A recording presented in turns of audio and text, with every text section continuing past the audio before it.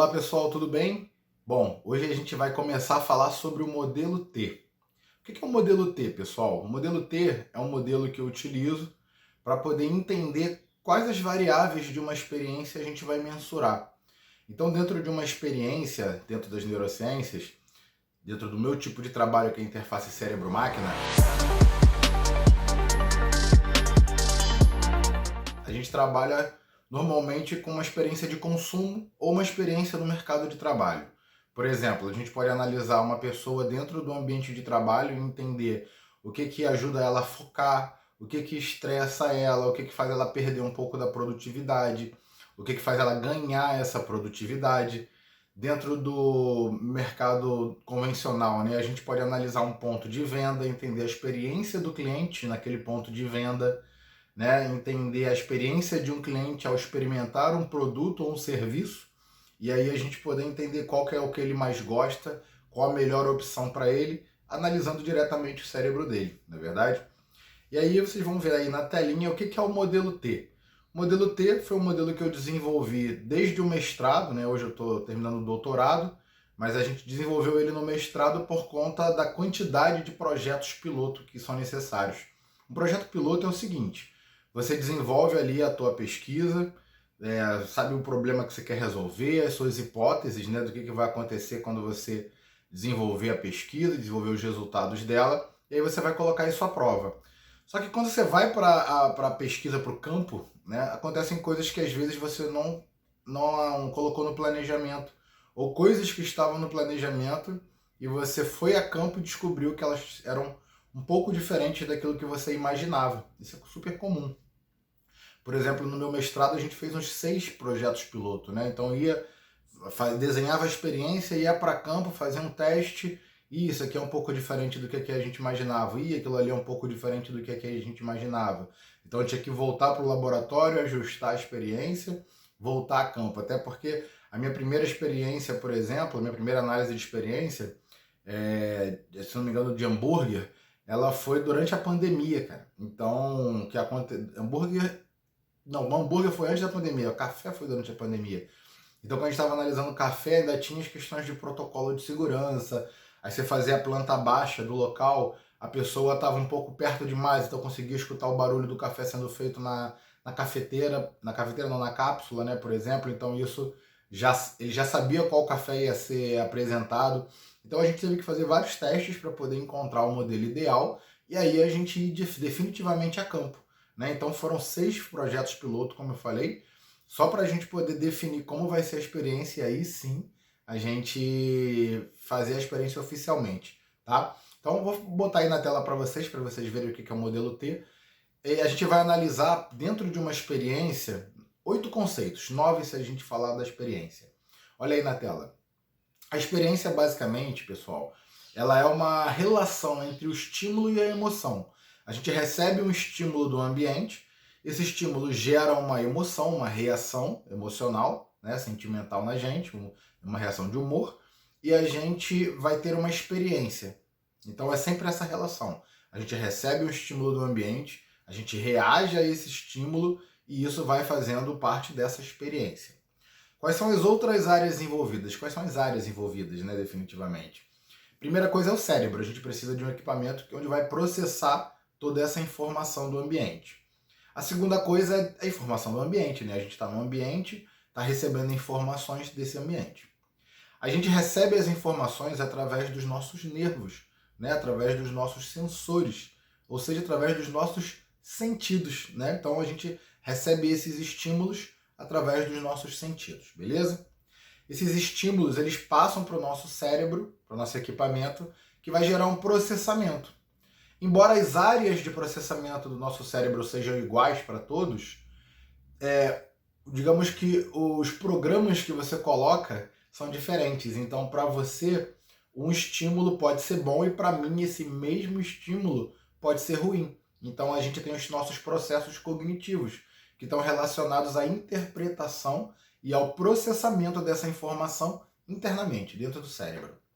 E aí esse cérebro, ele precisa dizer para o nosso corpo como reagir. Ele processou a informação e ele precisa dizer como reagir. Então a gente reage através dos hormônios, correto? Esse blend de hormônios, porque nunca é um hormônio só, né, gente? É sempre um blend de hormônios. Claro que em determinadas situações, um hormônio vai estar mais presente do que o outro. Por exemplo, na motivação. Quando eu olho alguma coisa que me motiva, que eu tô a fim de comer ou que é uma bebida que eu gosto, você vai ter mais dopamina naquele momento. Mas quando você come ou quando você bebe aquela bebida, a dopamina já está pouco presente. Então é um blend de endorfinas, serotoninas, ocitocinas, né? E a própria dopamina, né? Como um todo, só que ela vai estar bem mais reduzida. Então esse blend de hormônios a gente chama de peptídeos neurais, tá bom? Aguarda esse nome que depois a gente vai ter uma aulinha para falar mais sobre eles. E esses peptídeos neurais, eles são essa corrente de hormônios, né? Essa cadeia de hormônios, como se fosse um elemento químico, só que é um peptídeo neural que está relacionado à paixão, a amor, a ódio. Então, cada um dos seus sentimentos e emoções tem um peptídeo neural correspondente, tá bom? E é exatamente isso que ele vai acontecer. Ele vai se acoplar às nossas células e vai gerar as nossas emoções. Então, ele vai preparar você, por exemplo, para abraçar um amigo ou uma amiga, mas também vai preparar você para um momento de luta e fuga, né? Quando a nossa pupila dilata, para a gente poder receber mais informação do ambiente. Então parece que a gente está falando mais rápido, não. Parece que a gente está, que o tempo, né, está passando mais devagar, mas na verdade que a gente está recebendo mais informação em menos tempo. O sangue, né, ele vai para os órgãos mais internos, então a gente fica pálido e quando a gente esbarra em alguma coisa, você fala assim, nem doeu porque o sangue está quente. Não, não é que o sangue está quente, é porque o sangue não está ali. Espera ele voltar que vai doer, não tenha dúvida disso, né? E isso normalmente é o quê? Uma resposta somática, uma resposta do corpo. Então a gente recebeu a informação do ambiente, a gente processou ela, nosso cérebro sabe como reagir a essa informação, então mandou os peptídeos neurais, e as nossas células recebem esses peptídeos e metabolizam a informação deles. E aí o nosso corpo reage de acordo com esse peptídeo. Então é a resposta somática, não é verdade? É a resposta do nosso corpo. O soma é o corpo. Tanto que hoje a gente fala de sistema somatosensorial para falar sobre o sentido do tato e outras coisas que estão atribuídas a ele, como temperatura, como pressão e outras coisas do tipo. E aí, gente, quando a gente recebe essas informações do meio ambiente e essas informações são reagidas, né? Vamos dizer o seguinte, eu recebi a informação do meio ambiente, eu interagi com essa informação, o meu cérebro mandou a resposta via peptídeo neural, meu corpo reagiu àquele ambiente de acordo com o meu processamento, e aí eu vou gerar um aprendizado. Então vamos dizer que no ambiente eu estou aprendendo a fazer uma conta de somar. Então a pessoa vai mostrar para mim como é a conta, ela vai dar um exemplo para mim e vai pedir para que eu faça. Então, nesse momento que eu estou recebendo uma informação do ambiente, eu estou processando essa informação e estou reagindo a ela, ela está me gerando um aprendizado. Ela vai fazer parte da minha rede de engramas. Então, uma experiência são vários neurônios, né? Juntos, é uma nuvem de neurônios que respondem simultaneamente. E esses engramas, eles são plásticos. Eu posso aprender mais, então eu vou criar uma nova conexão, ou eu posso esquecer alguma coisa que eu não esteja vendo muito, né? Então, essa conexão vai se perdendo e aí você pode perder um pouco daquela experiência, né? Do seu hábito ou de como você reage normalmente a ela. Então, vamos fazer uma revisão rápida? O que é uma experiência? É um cérebro que vai processar informações do ambiente. Então, as informações do ambiente chegam ao cérebro para que ele processe. Ele processa através dos estímulos, ou seja, os nossos sentidos recebem essa informação do ambiente e são processadas pelo cérebro. O nosso cérebro vai processar essas informações de uma maneira diferente. Cada pessoa pode reagir a um estímulo de uma maneira levemente diferente. Pode ser uma coisa que, ou muito diferente, uma coisa que pode me agradar, pode não agradar você. Então por isso a gente tem os processos cognitivos, né? O nosso cérebro, ele vai reagir de acordo com as informações que a gente colocou antes dessa, e ele vai ver o que foi bom, o que foi ruim de acordo com as informações anteriores. E aí isso vai gerar uma consequência, né? Vai gerar, como se fosse um cálculo. Você viu o que aconteceu no seu passado, foi bom? Opa, legal. Próxima vez que acontecer, eu vou reagir da mesma maneira que a tendência é que seja bom.